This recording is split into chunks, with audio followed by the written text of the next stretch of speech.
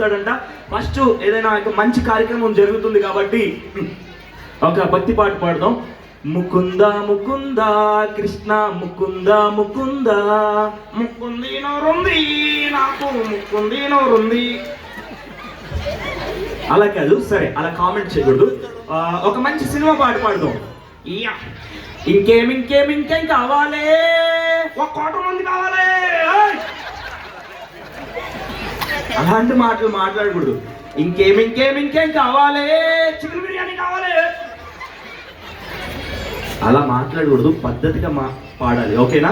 ఈ మధ్యకాలంలో చిన్న పిల్లలందరూ బాగా పాడుతున్నటువంటి పాట గోదావరి గట్టు మీద రామచిలుకవే నీ మొహం మీద కాకిరెట్టావే.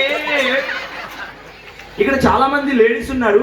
వాళ్ళందరికీ ఈ రోజుల్లో ఉన్నటువంటి పరిస్థితులను బట్టి వాళ్ళకు ఒక మెసేజ్ ఇవ్వాలి. నువ్వేం మెసేజ్ ఇస్తావు? వెళ్ళేటప్పుడు నెంబర్ ఇవ్వను, అందరికి మెసేజ్ ఇస్తా. మాట్లాడకూడదు.